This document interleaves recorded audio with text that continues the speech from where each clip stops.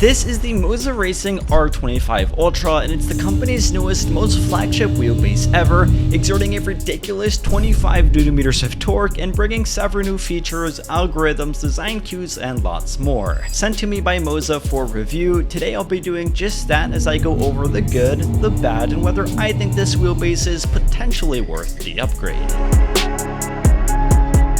Now keep in mind that if you are interested in this or any other sim racing product, I've included several discount codes and my affiliate links in the video description, all of which help me out at zero extra cost to you. And so with all of that said, let's just get right into it. Okay, so first things first, I think that MOZA Racing was in dire need of a refresh to their high-end direct drive wheelbase lineup, and immediately I can say they most definitely have delivered. This R25 base is a new huge upgrade for MOZA, featuring not only a sustained 25 Nm of torque, but also several key factors like a 21-bit encoder and what they claim is an all-new zero-cogging flat-wire motor designed specifically for sim racing and offering 26% higher torque density than its competitors. Now I'll speak more about its technicalities and on-track driving feel later in this review, because right now I also want to say that MOZA has nailed the design and size factor of this base. Now although it is extremely heavy and will never be able to be used on anything but a dedicated sim racing cockpit, this product now draws on the design language of MOZA's wheelbase lineup, not only looking clean and minimalist, but also equally functional.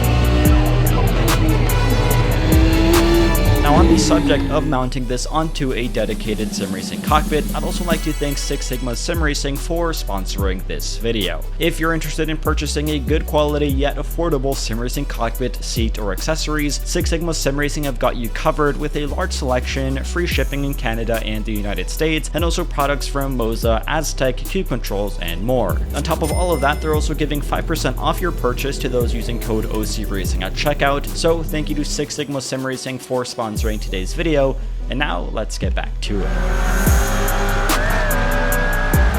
Made entirely from a CNC machined aluminum housing, this base can be mounted on the bottom, on the sides, or on the front. It's compatible with MOZA's telemetry displays, it features customizable RGB lights, it even has a speaker integrated into it, but for whatever reason it still has the power button on the back, this being something that I've complained about for years.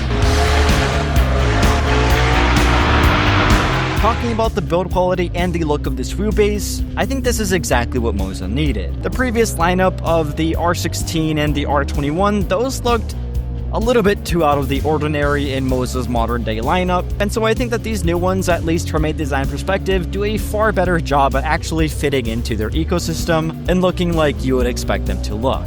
Something that I was admittedly not expecting was MOZA to look at Aztec and take over their LED strip on the wheelbase, and now this light on the wheelbase, I don't think it's really functional at all, and I'm pretty sure most people with high-end setups will turn it off. But, you know, I guess it doesn't hurt, and it does kind of look cool, I will say.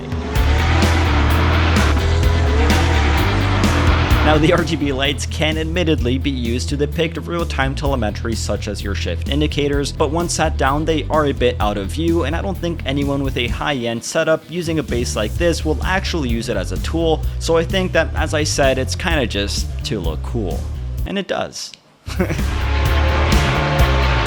Now when it comes to the maximum torque output of this wheelbase, 25, like I'm sure all of y'all know and maybe even question, truly is ridiculous. I mean, nobody should be buying this wheelbase to run it at max force 100% of the time. I think that that is truly ridiculous, probably stupid, and most definitely dangerous. However, and something that a lot of people don't know is that a wheelbase with this much torque actually does have its benefits, apart from just being super responsive and having a lot of resistance. You see, as I've explained before, a 25 Nm base isn't about running it at 25 Nm all of the time, because that's not only unrealistic, but genuinely dangerous. What it really provides though is an incredible amount of headroom. It's like having a very powerful computer. You're not maxing out the processor constantly, but the extra capacity ensures everything runs smoothly and without strain. Likewise, the same applies here. The motor isn't operating anywhere near its limits when delivering more typical levels of resistance like 8 to 12 Nm, which translates into smoother force delivery, less heat buildup, and a more consistent feel over a long session. The additional torque ceiling also means that subtle details don't get compressed or lost when you're combining multiple effects at once. For example, curbs, road texture, and steering weight can all coexist without one drowning out the other. So essentially, even if you dial it down for comfort, which is what you should do, you're still benefiting from the resolution, the motor design, and the overhead that comes with such a powerful system, and this of course translates into an exceptional driving feel. Got it!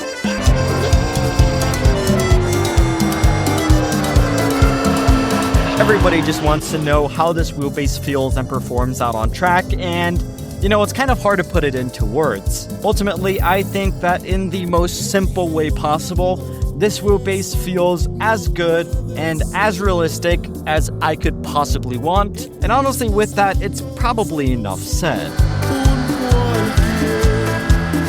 Quite literally, after spending many hours on the MOZA Pithouse software and in the in-game settings, I've been able to make this wheelbase feel very good out on track and perfect to my personal preferences. With that, I will say that out the box, I think this wheelbase felt pretty bad.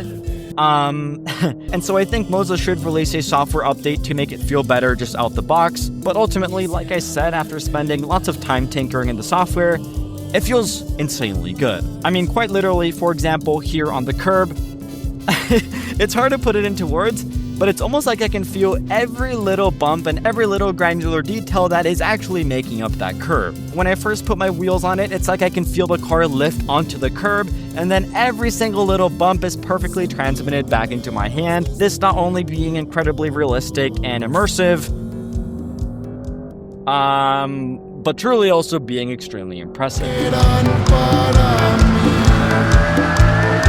Other things that are going to feel really good in my opinion are going to be the feeling of the road, the feeling and detail of other surfaces like grass and gravel, and of course the most important thing and something that feels truly great is how my car is reacting to my inputs. Every little imperfection, loss of grip, over or understeer, I feel like I can feel that transmitted very well back into my hands, this ultimately helping me with my consistency out on track.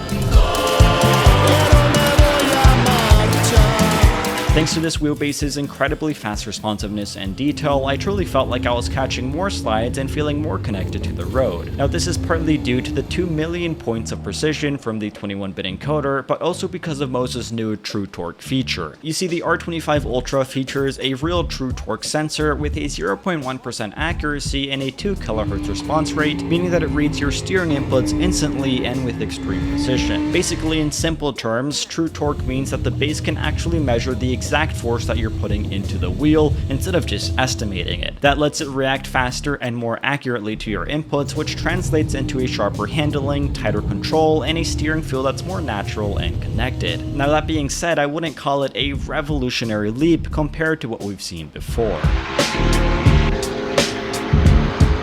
Now I know many people want to know how this compares to something like the MOZA R12, and I will say that it's better, and I do think that it feels a little bit better, but it won't be a night and day difference compared to something like that. Now you see, that is where the law of marginal returns comes in, and yeah, it's very much applicable with a product like this. Even at the high end of very serious sim racers, a lot of people just don't need something as powerful or as capable as this. However, those of you who do feel the need to upgrade and are looking at how this compares to something like SimHQ's or VRS's competition, the differences are so incredibly small that it more so depends on how much time you spend on tinkering and fine-tuning it to your preferences, rather than the actual capabilities of the wheelbase itself. I personally think that the most important thing to consider when you're looking for a wheelbase of this caliber is more so the price point, the reliability, and the greater ecosystem of a company, of which MOZA Racing definitely holds its own.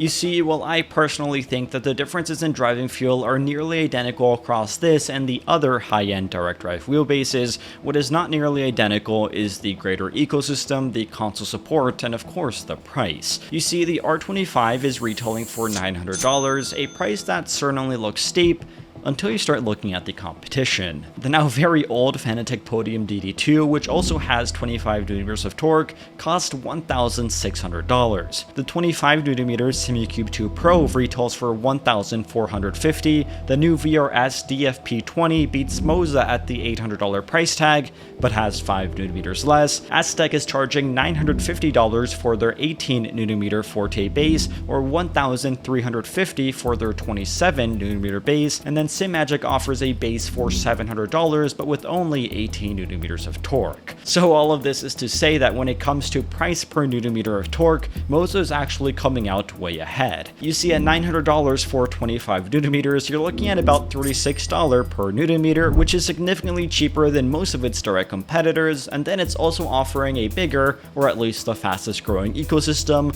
possible Xbox support with the ESX wheel, and a software package that's arguably one of the easiest to use in the industry. I think that at this point, if there's anything that I'm not happy with regarding this wheelbase, it's more a problem of the actual sim that I'm playing rather than the capabilities of this product itself. And that sucks to say, but it is just a harsh reality. Ultimately, the R25 feels as good as I want it to feel, it feels as realistic as I want it to feel, and it does everything that I want it to do. So what more can I really complain about?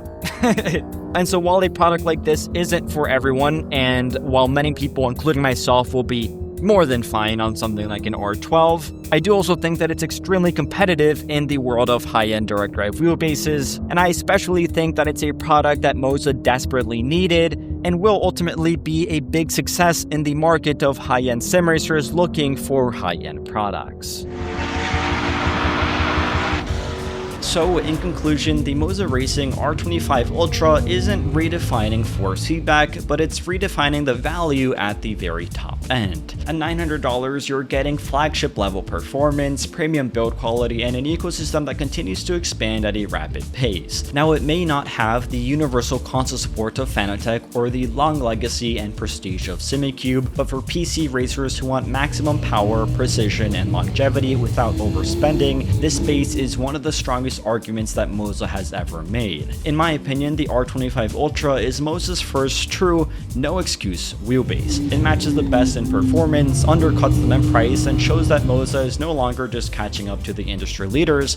I think they're starting to outpace them.